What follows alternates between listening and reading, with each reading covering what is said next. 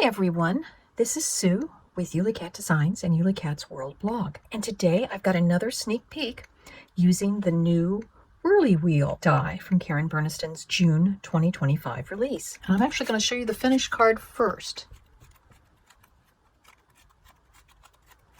So we've got our little alien that pops up and kind of twirls around. Now you can get all of the dimensions for this card and the card base on the blog, so do check that out for the exact dimensions. But it's basically 5x7 card, and it's actually made from 3 different pieces. Although in theory, I could have made this all one big card base of black and done all of my spraying with micas and white paint so that then this side would also be black. But the way I actually assembled this card was I cut a black piece that was 5.5 and I folded it at the 5 inches. I cut a gray piece and a piece of this sort of silverish blue oxidized metal mirror cardstock that I had, and those were both cut a little bit bigger than 5x7. The rings are part of the oval crosshatch die set. You can also see on the supplies list all of the dies, the Karen Burniston dies that I used. When making the Whirly Wheel, I'm trying a technique for heavy use. So I have coated both sides of my cardstock with clear packing tape. I'm also using a pre-cut 5x7 or A7 acetate or clear plastic card base. Now I've cut in my thumb notches and I've cut in my slot, and you'll see I took a permanent marker to kind of mark where I wanted my things to be. And I've been troubleshooting the mechanics of the Whirly Wheel because those tabs stick out potentially into the thumb notch and potentially could get caught on that circle. I have put a piece of packing tape and then covered it on both sides so that the wheel, when it hits that, won't get caught. I've adhered the washer onto this acetate by using more clear packing tape and taping it, because I think that glue's not going to hold on this acetate. So I'm feeling comfortable enough. I am going to close up my Whirly Wheel. I'm going to use some double-sided tape.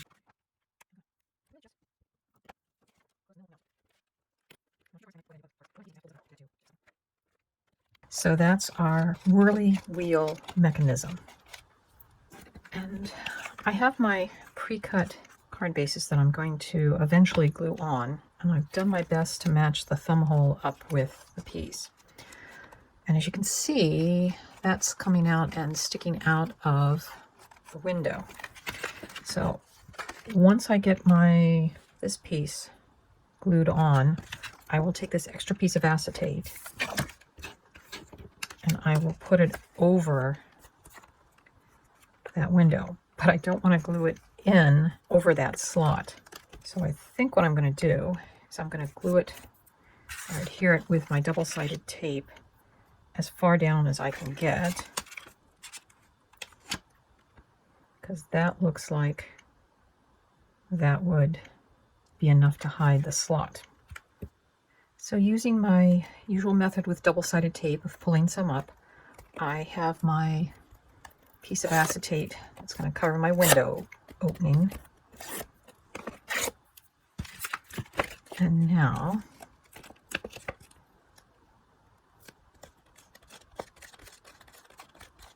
voila! The arm does not go out of the window opening. But knowing that this sticks up that much, we're going to have to decide what makes the most sense. So at the high point, make a mark that that's the highest point. And that looks like the lowest point.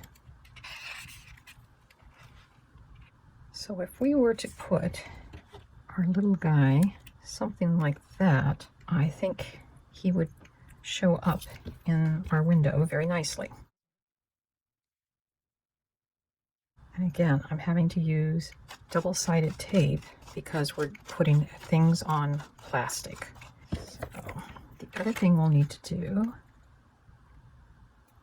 Let's trim off. So we have our mechanism going.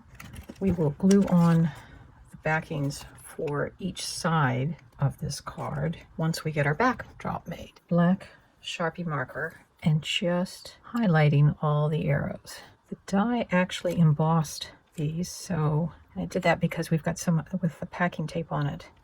So there we have our wheels. We also could have stamped that on first using the stamp and then die cut it, but I just didn't think about doing that. Our back is going to be a piece of black cardstock. It is cut 5.5 by 7. And I've got it in my spray box, and I'm using some Hero Arts White Opaque.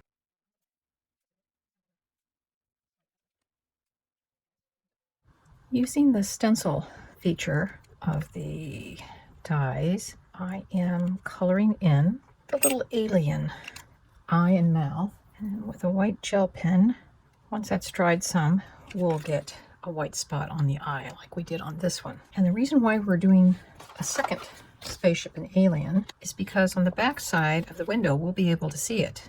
So we need to put one on the back side as well. So the way this goes together is first we snip off the charm holes.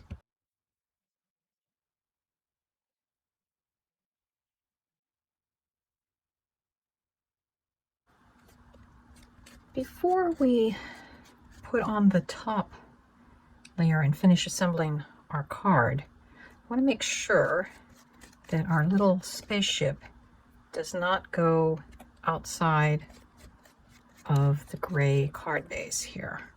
So it's close at the top, but it's not all the way. Now I've put on my strip of double-sided tape, and that's what's going to adhere to this side.